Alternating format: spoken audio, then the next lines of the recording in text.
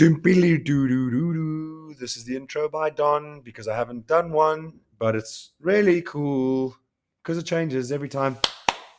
The lips, the teeth, the tip of the tongue. The lips, the teeth, the tip of the tongue. Welcome back to the Identity Human podcast, everyone. Thank you very much for joining in again for episode numero nino, number 9, for those of you that don't speak Italian. I have a very, very, very special guest on tonight. Some of you may know him as Jarryd, but not many of you will know him as Jarryd. His name is actually the rugby guy, aka the Goose Step King, the one that is bringing rugby into the 21st century in the UK and globally and beyond. So I hope that was a good enough intro, Jarryd. Just one more thing. For all of you that listened to episode 8, I was going to do a part 2 on episode 8, but like I said, we go with the flow. This is how we build the podcast, all the mistakes we make, etc., etc. That's the journey. So we're not going to do a part 2 on episode 8 because we're going to do episode 9 with Jarryd. Jarryd, part 1, episode 9. Thank you very much for joining the Identity Human podcast. You're very welcome. It's great to be here. You missed something. I am also king of the trick shot.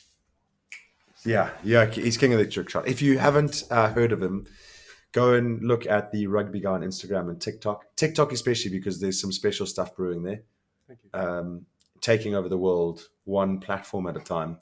Trying my best. Trying your best. And YouTube. Like, you've got lots going on. It's very impressive. It's very impressive if you actually dig into it. So I want to maybe talk about your impression about coming on to the podcast. Because you don't get very nervous in front of a video, obviously.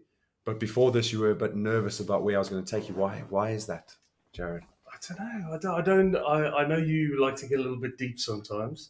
I don't really like to go. I'm the rugby guy. Although it's very much me, it's also a bit of a persona. Yeah. And I don't like to get deep unless it's with you on a personal level. But for the other people, we won't take people there. But okay. maybe obviously we might do. We'll see. We'll just go with the flow. Don't worry about it. Just relax. Just trust me. So the persona thing was interesting. There is like, if that, I actually really like that bright side that the rugby guy brings. Almost like it gives you the ability to be someone that you really enjoy being, but being able to separate it from, so that if the rugby guy gets criticism, you could almost detach what people say about the rugby guy to Jarryd. Yeah, I the two are different, but also very much the same, because that is very much me. I'm just a bit of an idiot a lot of the time. I mean, funny. But stop it. Yeah. So, but yeah, if I do get criticism, I try not to take it to heart. But but sometimes I do because it's me creating the content. It means a lot to me. So yeah, I do take it to heart sometimes. But a lot of the time, I just go, it's not really affecting me. It's just someone sat behind a keyboard and it doesn't really affect me. How long does it? Maybe we'd be lying to people and saying it doesn't actually affect us, but it's like maybe it just takes quicker sometimes because you have that ability to be like, oh, it's okay, we'll just move on to the next one. I think if it's someone I don't know, it doesn't really affect me. I guess it did affect me at the World Cup a little bit more because the page grew so quickly and there were so many new followers and people that didn't necessarily get what I've done in the past or what I was doing or the persona or who I am, and people were coming after me. It felt like rather than the page like calling me out and calling me an idiot and this content or rubbish, can I say? Yeah. And being away from my family for quite a long time. Yeah. I know I was back and forth, but I felt like I was always away. Yeah. And then, I don't know, it did affect me a little bit, but I soon got over it. Yeah. Because I mean, like, I don't want to go too deep. It is good because we're living in an age, and that's what Identity Human's about, where social media influencing, like, every kid wants to start a YouTube channel, and it's actually quite nice to have someone you've got a YouTube channel, you've got Instagram, you've got TikTok, like you've gone through that journey. And I feel like all of these super ambitious kids and people they want to share a good message. The first blocker that comes is usually a hater or a troll, and they stop. So like I'm not really that big on Instagram in terms of numbers, but I at the moment am putting out a lot of stuff around ice bars and everything. And I lose followers, and that used to affect me. Yeah. It really did. And it's actually very good to teach myself in terms of character, like keep going, because every follow you don't lose is not your person. Yeah, I totally agree. So like when I look, I'm like, oh, I've lost someone. Okay, well, that's one less person that's going to not like my content. That's fine. How do I find the people that do like it? Yeah. And that is like just changing one situation where when I first did it and I lost followers, I was like, oh, maybe I shouldn't do this. Yeah. I want to protect the followers that I do have.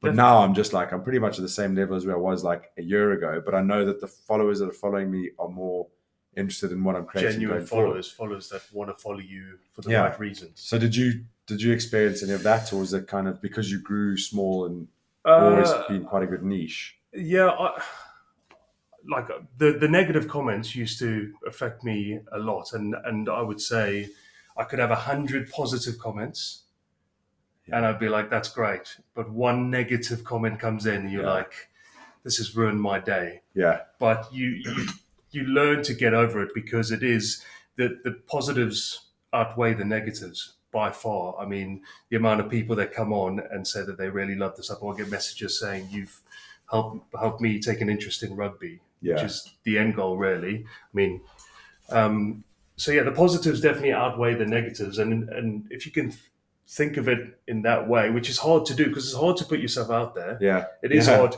I mean, my stuff recently, I haven't done a lot of new stuff, especially on my stories, because a lot of the time I'm going, oh, that means I'm going to have to talk to camera. I'm going to have to put myself, because it seems like it's been so long, I'm going to have to put myself out there again.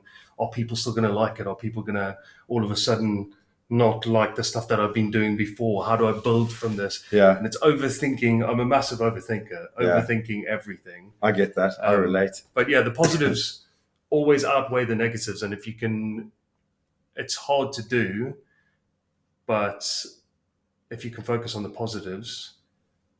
I think like what you said, there's like the end goal for you is a good reminder of what you're trying to achieve. Yeah. And so when the hate comes on, as long as you can refocus that the end goal is that person's not going to matter, if you can move through quicker. But if you get stuck in the moment, because I get like that overthinking thing completely, like coming out of rugby, having to transition into, there's no point in me putting up rugby clips anymore because I'm living in my past.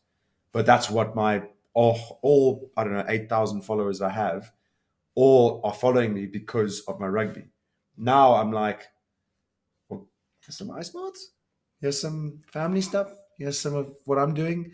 And half of them, it's just the nature of the beast. It's like, well, you're not playing rugby anymore. I'm not going to follow this guy because I like rugby.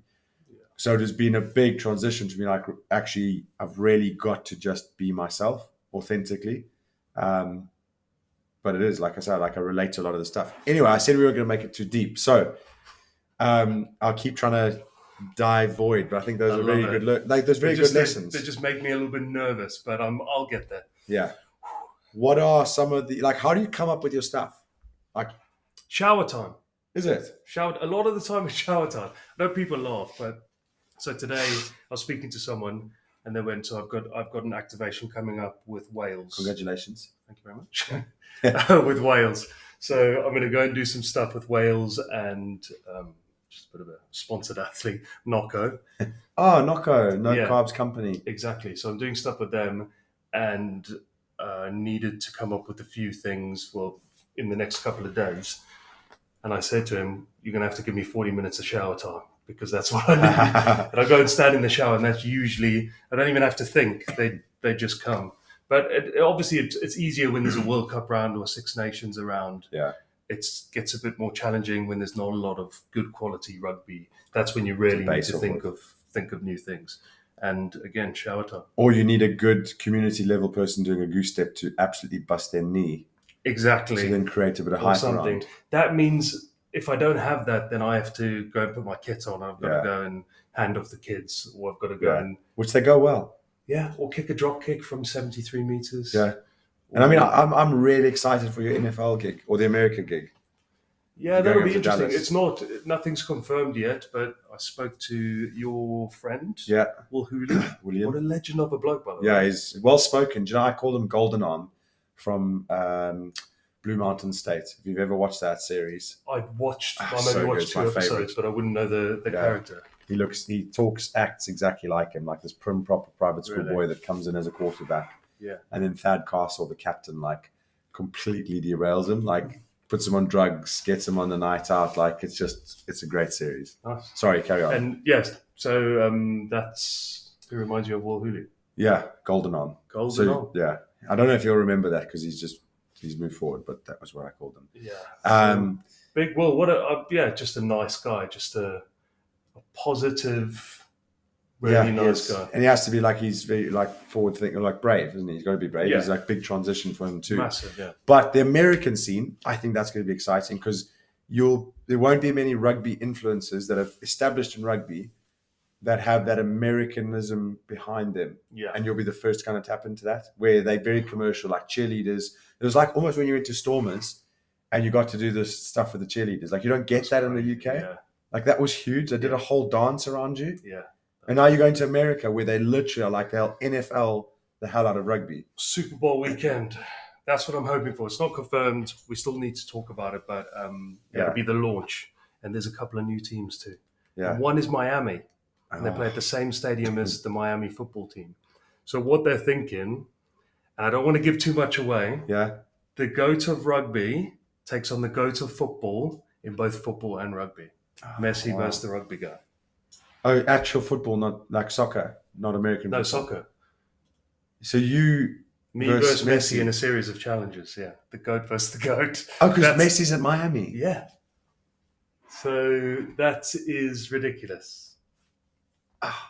My mouth is hanging right open. Yeah. I also made all of that up, but that would be the dream. See, I believed you though. Yeah, but that would be the dream, wouldn't it? Of course. That's how I would be thinking. That's how I'd be thinking. Right? How are we gonna make rugby big? You bring in the GOAT, and then you bring in Messi. Okay. So, how about we put a little vision here? Okay. That's your goal. Make that happen. Okay. Whether it's next year or the year after, you are going to get challenges with Lionel Messi to bring rugby into America. Imagine. And I think I'm genuinely interested to see if you are determined to get that achieved, could you achieve it? Like, would that make your influence in career? I think, yeah. Yeah. Oh, actually, no, not really. No, because I'm not a big football fan, and I'm not. But I guess it's Lionel Messi. You're going to be a fan of that guy on his own. Yeah, it's a fair point. That would be cool, though, wouldn't it? Get Messi with Messi. So, I mean, just to confirm, is Messi definitely at Miami? Yeah, he's definitely at Miami. Not Suarez. Excuse me? Some of the people that are live watching are suggesting that it might be Suarez, not Messi. No, it's definitely Messi. I think they're saying Ronaldo plays in Saudi. Oh, okay. Because I said the GOAT, and then someone was like, obviously the GOAT's Ronaldo. You see, that's which I totally agree with. Me too. I think Ronaldo... They both have very good stories. Why can't there be two GOATs? The greatest... So greatest of all time. So Gazotes. The Gazotes. Anyway. Yeah. Sorry. Moving forward, because I know that you are listening to us, and we're trying to keep it going as an audible what's the word, experience here. So aside from influencing, right? How do you deal with putting the phone down and chilling out with the boys and what they see and everything? Is that a challenge? Yeah, I have found that a massive challenge. You know, even when I'm not busy, I'd make an excuse to be on my phone because I'd be like, I'm so obsessed with. I'm addicted. Yeah. Because I'm not necessarily addicted to social media. I'm addicted, obsessed is a good word. Yeah, obsessed. So obsessed with the numbers and statistics and what's going well, what's not going so well, the analytics and the back end of things. So I'm obsessed with it, and I've found it a struggle. I do try, like today, for instance, I picked up the kids from school. Yeah.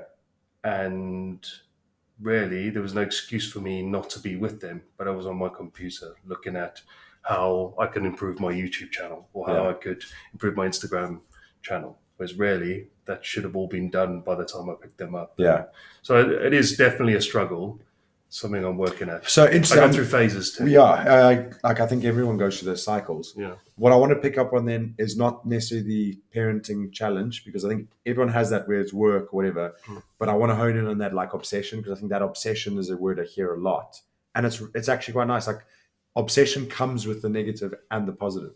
Like you've got when I actually talk to you about like when you look at the metrics, the engagement, and you look at your competition and you see what everyone else is doing, you look at their numbers, like there's actually way more to creating content and putting it out there than everyone else thinks. And like I say, I like to see the process, not the outcome. Yeah. Your process, when you get to know more about like where you delve into, is actually very impressive. So where that word obsession comes in, like obsession is obsession. It's hard to turn off. And it's almost like redirecting our thoughts behind like, oh, it's just such a bad thing that I'm always on the computer, where actually it's like, yeah, I'm obsessed. I'm trying to find the balance. But if I wasn't obsessed and on the computer at times, I wouldn't be doing as well and providing for the family the way that I am. But let's talk about those metrics a bit. So for anyone wanting to do social media and grow their, TikTok. So like say for me, I'm just going on to TikTok. Like what would be your key metrics that you would look for?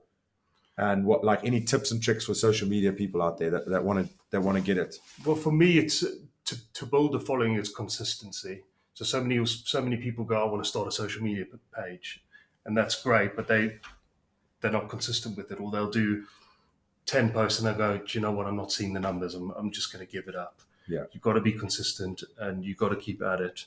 And then engagement. I mean, I'm obsessed with creating engaging content, because that really is what helps the brands make their decisions, really. So for me, it's short form. I'm going a little bit longer form on TikTok, just because, well, it's monetized now. Yeah. So I want to try anything over a minute, hey? Anything over a minute. I mean, we're talking pennies, but looking at that longer 1,000 pennies stuff, adds up. Exactly, 10,000 pennies adds up. So yeah, I guess consistency, and also don't be afraid to put yourself out there. I say that, but sometimes I'm afraid to put myself out there. But yeah, but I feel like that's a cycle, isn't it? Like, yeah, as long as you know that you're working towards putting yourself out there, you might not do it on the first, second, third, fourth, 100th, but the more you try, the easier it's going to get. Yeah. So I watched. It was actually very interesting. Like, this is where social media sometimes is good. Is there was a guy that said he had this innate fear of snakes. And one day his mate, and I might get the story slightly wrong, but he said his mate brought over a python because he was like, I want to conquer this fear. Terrifying, right? By the way. Yeah. And he was on the couch and this python was now like crawling around him. He had this moment. He said, trust me, it's not like, I know this is going to sound cuckoo, but I had this vision where it was just this moment where I was looking at the snake that was crawling over him. And I looked and I said, why am I scared of this thing? And he said, it just clicked there. He's like, he just lost all his fear because he looked and he's like, there's no reason to actually be scared of the snake. Yes, it could bite me, but it's not, it's calm, it's tame here. But he had this unreasonable fear of snakes. We wouldn't go anywhere near them. Whereas actually, if you are clever about it, like the snake's not going to hurt you. And so the guy that was listening to him, he said, yeah, like it's not necessarily to conquer your fears. It isn't about facing them and then getting out. It's about spending more time facing your fears, because it's facing your fears plus time means that you can conquer them. So why I'm relating that story is like, if you have a fear of being yourself to the outside world, then the more often you practice being yourself, regardless of what the outcome is, that fear is going to go away. But if you do it once and then go back into your shell and be other people, that fear is never going to be released. Yeah. So it was like, it's that time spent facing your challenges, time spent facing your fears. So it's almost like if you want to overcome a fear, you have to go into that until you no longer fear it. Because if you come out before you still fear it, you're not going to overcome that fear. Yeah. So it's like almost like heights. Okay, how do we overcome a fear of heights? You keep jumping ladder every day. Yeah. And actually, if you think about like the way that psychologists would get you to stop being scared of any phobia, is time, they gradually expose you to it more and more and more, which is time spent with it facing a fear. So I suppose that's a good bit of like, put your content out there, be yourself, because yourself is authentic, and understand that, not everyone likes you and not everyone cares as much as you do. So when someone doesn't like you, go, okay, it's not them, rather than going, oh, I need to be different. So that's something that I've noticed with the stuff I do, is like, I constantly go, oh, maybe I shouldn't say this, maybe I shouldn't say that. But actually, you don't want the people that don't like the version of you that you're trying to be. You want the people that like authentically you, because then you don't burn out at the end, and your content always come naturally. What do you think? No, I agree. I think, especially in social media, there is an unfollow button. So people, if they don't like you and they don't like your content, more than welcome to unfollow. I say that quite a few times. Just if you don't like it, unfollow. There's the unfollow button. But yeah, it doesn't stop me from overthinking things, especially when it comes to players too, because in the early days especially, I always felt like, although I'm doing something very different, I didn't ever want to be seen as the guy who's stepping on anyone's toes, or is the nose that pops up every so often. And the goal was always to make it, and it has worked, to, in the long run, make it a page that players want to work with. Want to work with and want to be a part of, and players are bought into it. I mean, not every player, because again, I'm not for everyone, but also I think that's okay. Your next challenge is, maybe some players love your channel but don't want to seem to be getting distracted, and they're like, oh, social media is not for me.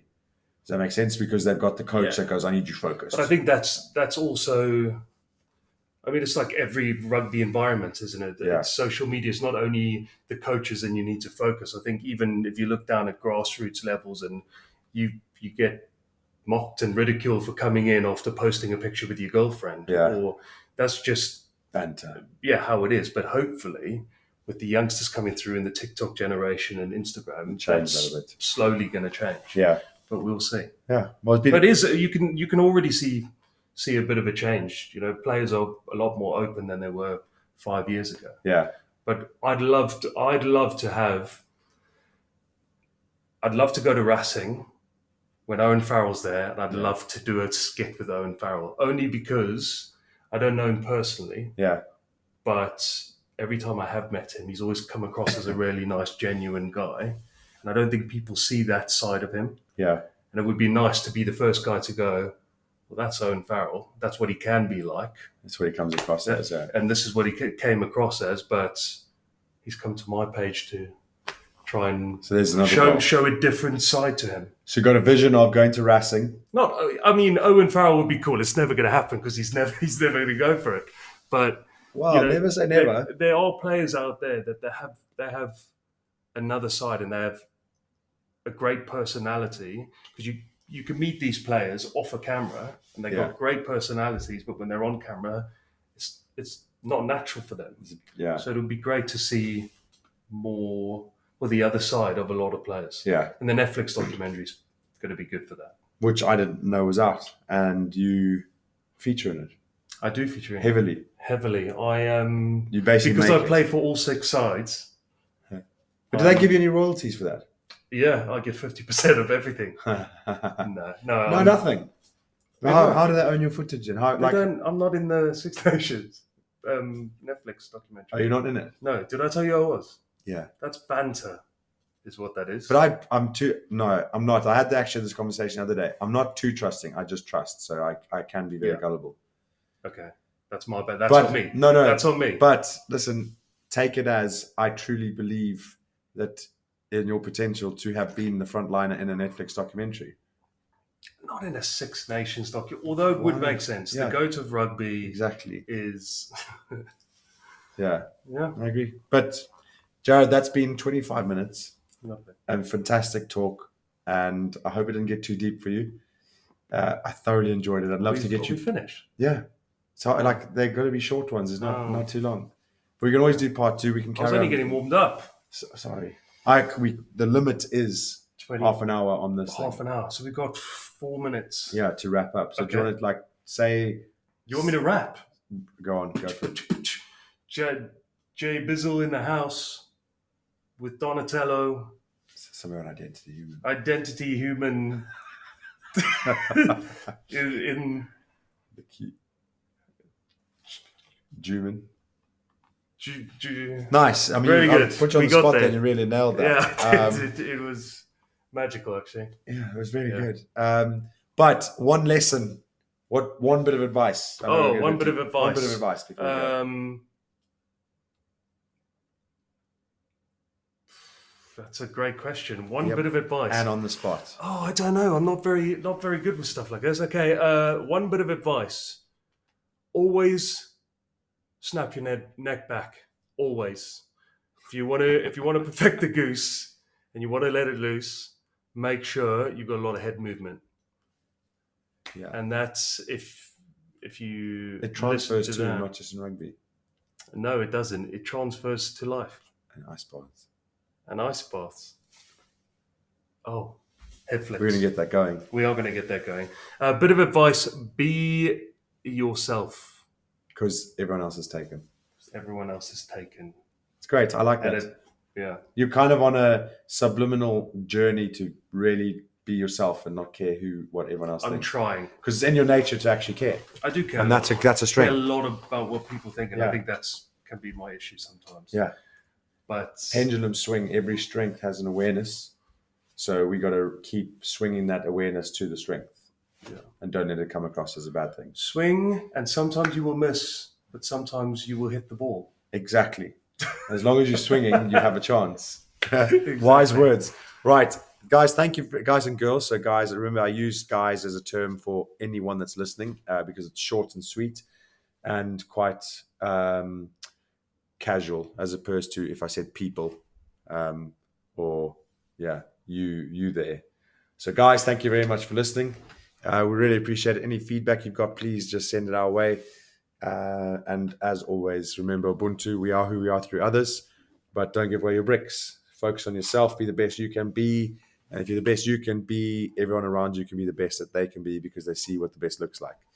Thank you very much. We will see you next week for episode 10.